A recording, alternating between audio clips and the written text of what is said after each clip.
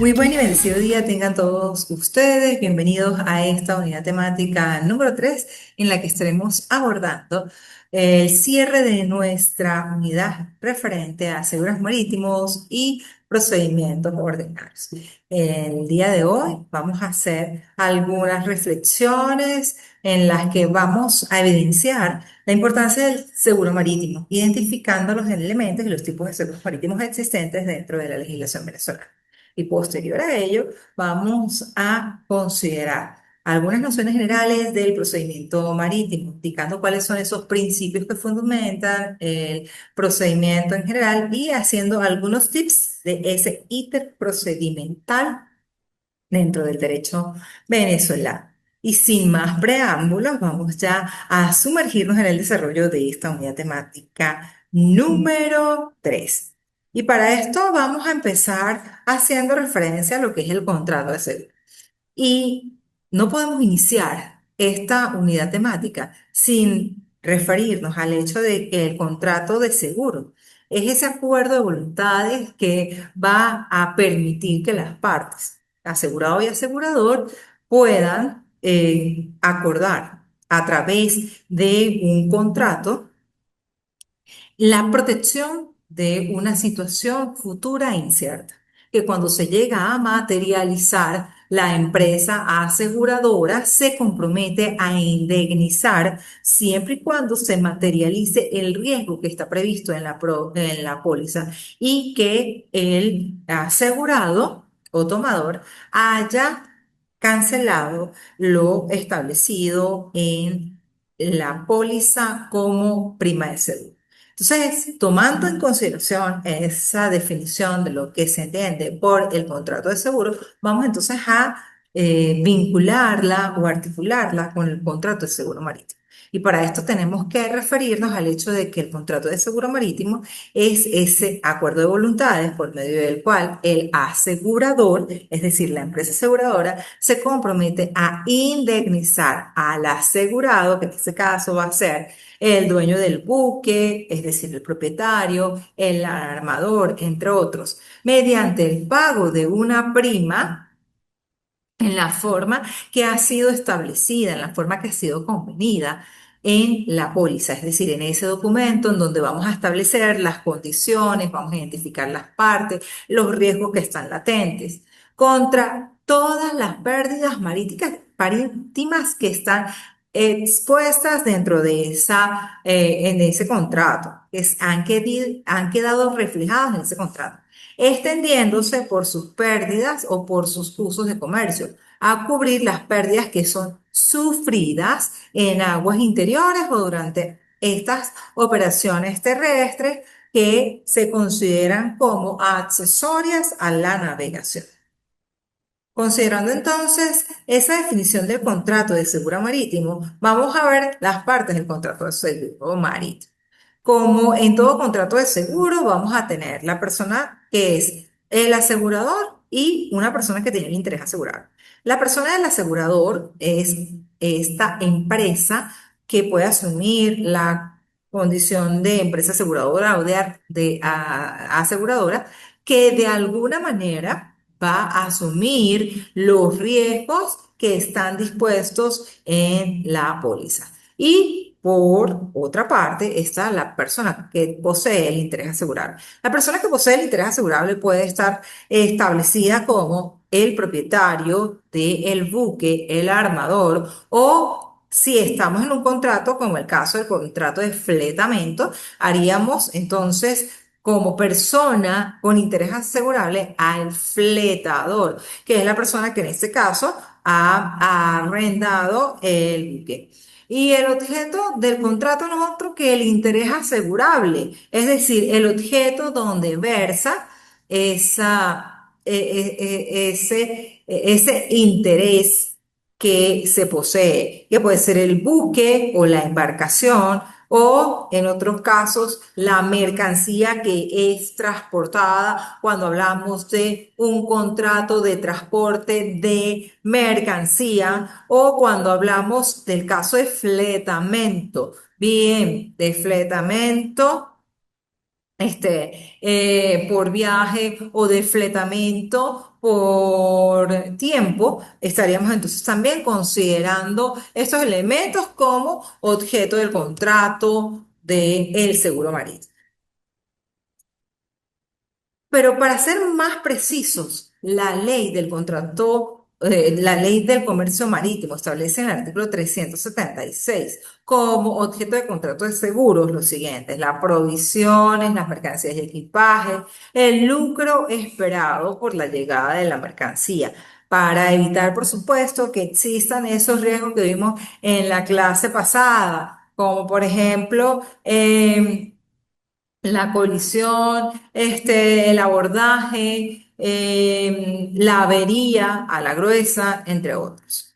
Y entra también dentro del contrato de seguro, según lo que establece el artículo 376, el salario del capitán y de la tripulación, así como la avería a la gruesa, cuando se pierde toda la mercancía. Eso también puede formar parte de un contrato de seguro. Y el lucro esperado por la llegada de la mercancía, cuando nosotros hemos convenido en hacer un contrato de transporte de mercancía o de fletamento, pero a tiempo. Entonces, allí lo que estamos es asegurando que la mercancía llegue en el tiempo estipulado, porque si no llega en el tiempo estipulado, pues evidentemente vamos a tener que esperar, y eso va a generar un lucro que no se pudo obtener por la persona dueña de la mercancía al tener que pagar algunos accesorios por no tener a disposición la mercancía en el tiempo establecido.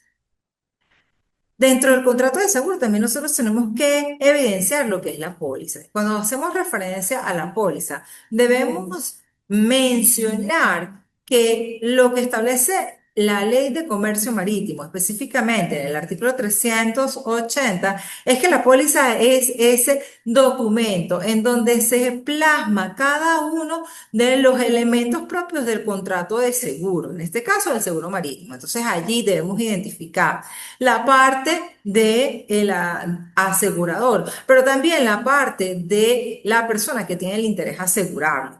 Ya dijimos que esa persona que posee el interés asegurable puede ser el propietario, el porteador, el capitán o aquella persona que evidentemente es la dueña de la mercancía y que quiere que llegue a feliz término.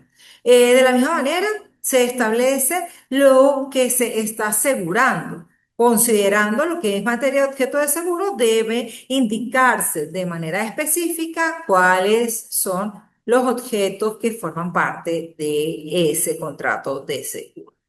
Y el precio de la prima, es decir, el precio del monto del valor que debe pagar la persona con el interés asegurable hacia la empresa aseguradora. eh, la firma de las partes para que ese convenio pueda hacerse efectivo. Ahora bien, tenemos diferentes tipos de pólizas. Las pólizas que se pueden celebrar son por viaje a término y la fletante. Cuando hablamos por viaje, evidentemente está relacionada a que en un momento determinado la persona que tiene el interés asegurable, pues va a tomar ese tipo de póliza para una travesía que parte de un puerto hasta un puerto de destino. Es decir, zarpa y llega en un viaje determinado que está específicamente establecido dentro del contrato de la póliza.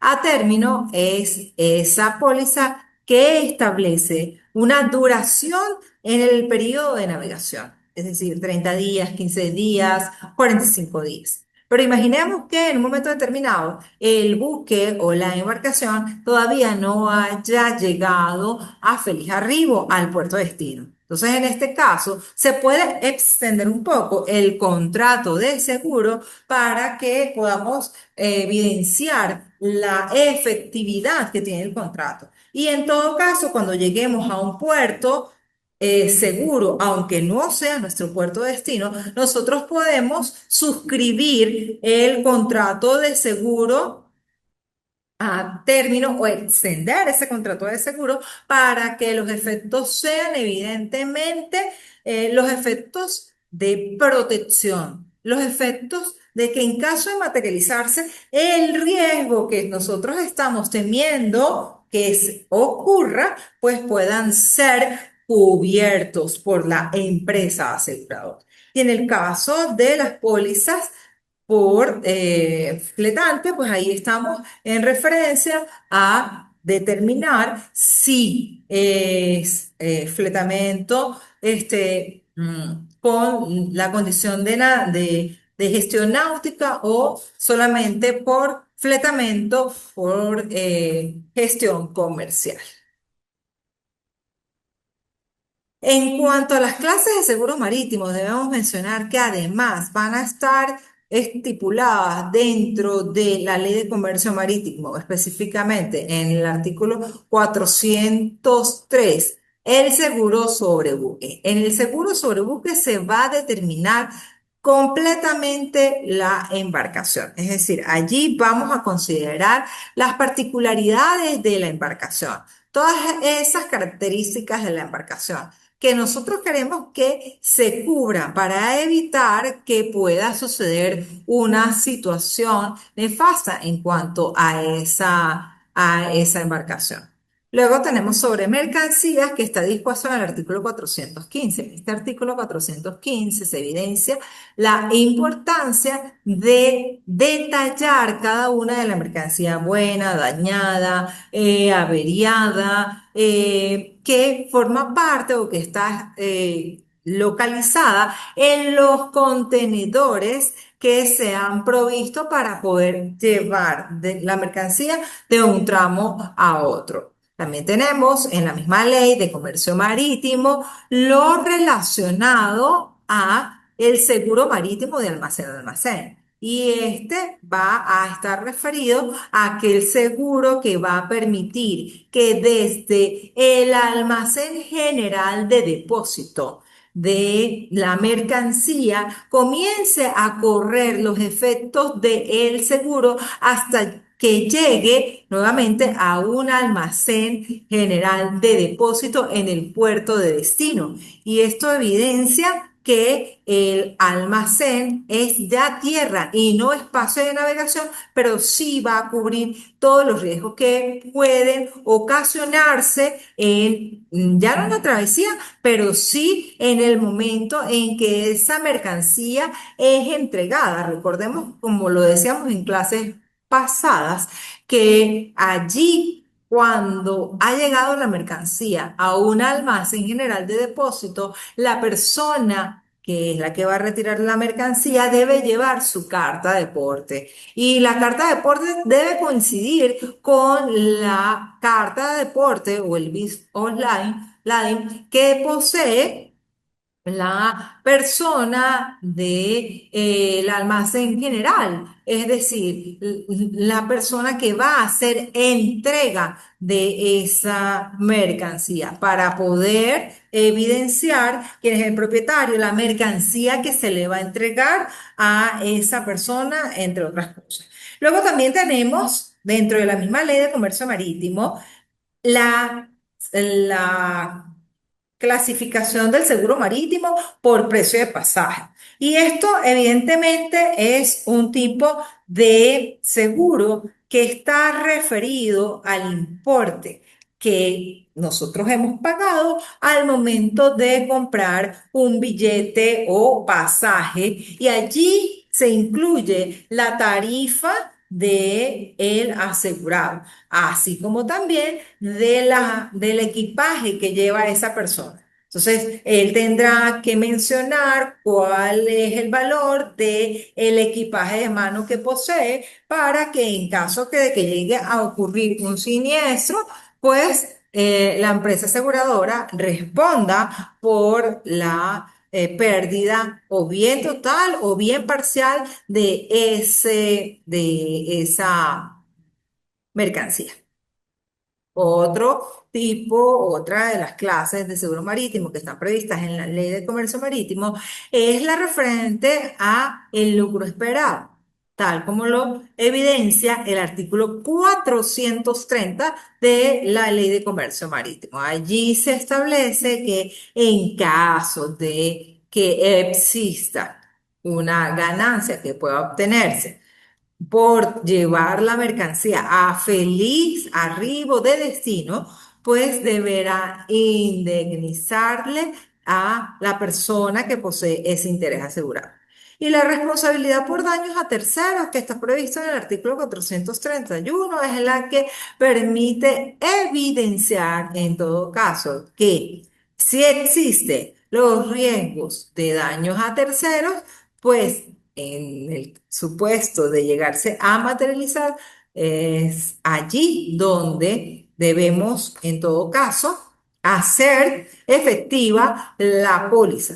Por ejemplo, en una avería a la gruesa, allí o en una colisión entre embarcaciones, allí se puede generar la responsabilidad por daños a terceros y en todo caso, en esa responsabilidad por daños a terceros, la empresa de seguros debe en todo momento que hacer efectivo el pago de la cantidad de dinero que ha prometido indemnizar. Habiendo entonces revisado lo que son las clases de seguros marítimos, vamos ahora a entrar a hacer algunas consideraciones sobre la jurisdicción marítima venezolana, es decir, el procedimiento ordinario marítimo. Cuando hablamos del procedimiento ordinario marítimo, debemos mencionar que el Código de Comercio establece un procedimiento un tanto obsoleto, un tanto vetusto sobre el procedimiento ordinario marítimo.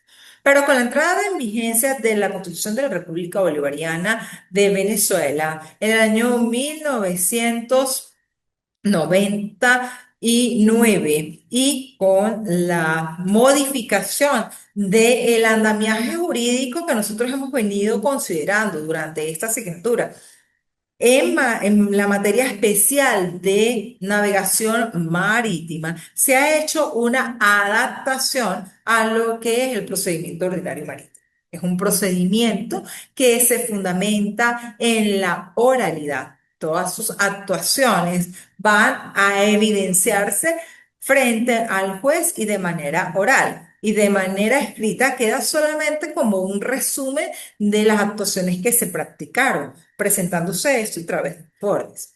Y la concentración de los actos va a permitir que exista el mínimo de actuación entre las partes para que la justicia sea más eficaz, más efectiva, más eficiente.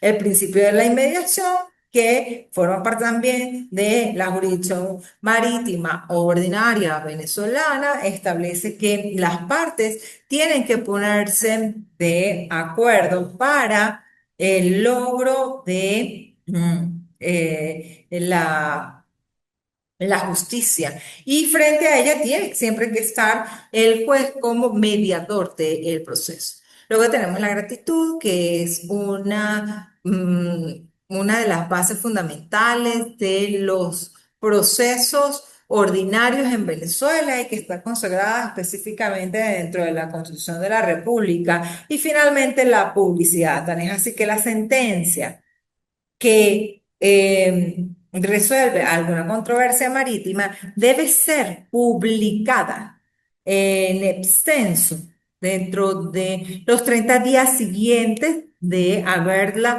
emitido el juez. La emite en primer momento de forma oral, pero también tiene un lapso para que pueda emitirla o pueda evidenciar la decisión que ha sido tomada.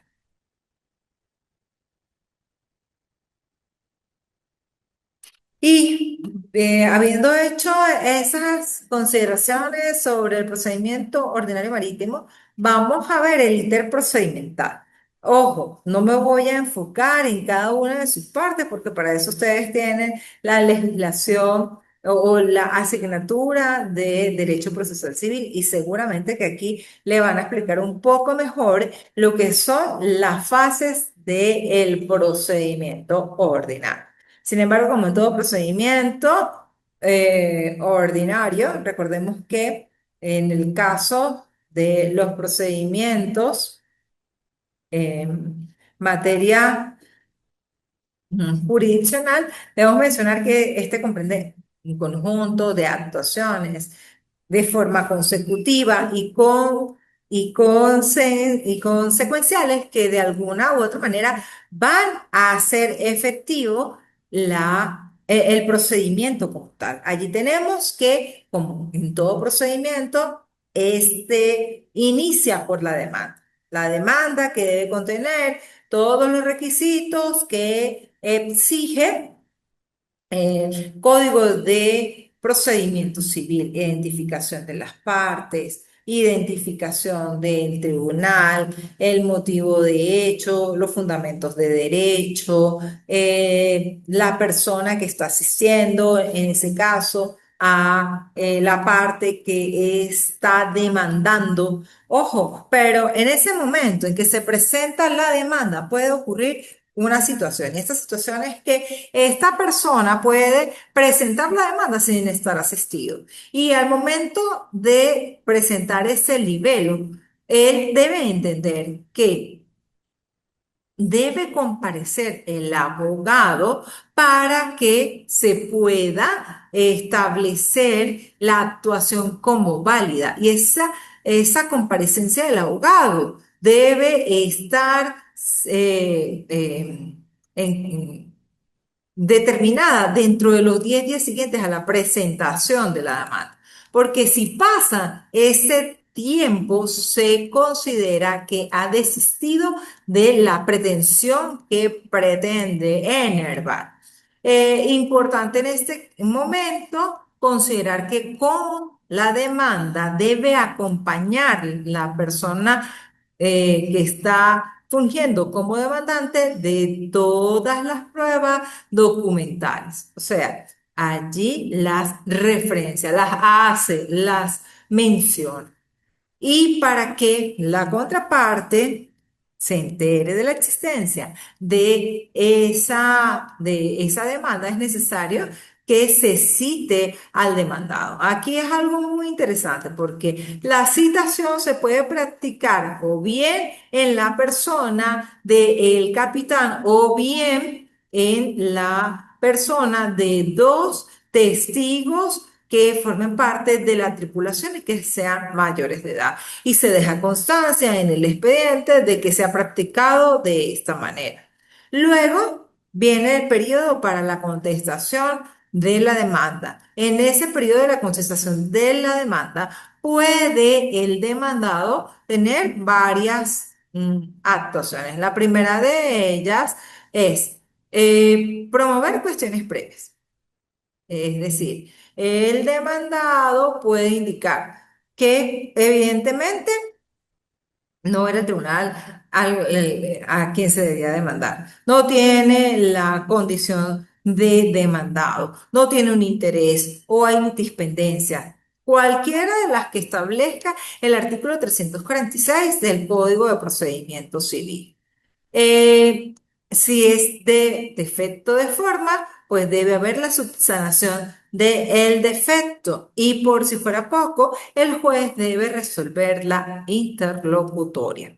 Resuelta la interlocutoria, se abre el espacio para una audiencia preliminar. Y en esa audiencia preliminar, como se ha promovido las pruebas dentro de la demanda, también la parte del demandado puede promover allí sus pruebas y de la misma forma el demandante debe también hacer lo propio con la oposición a las pruebas.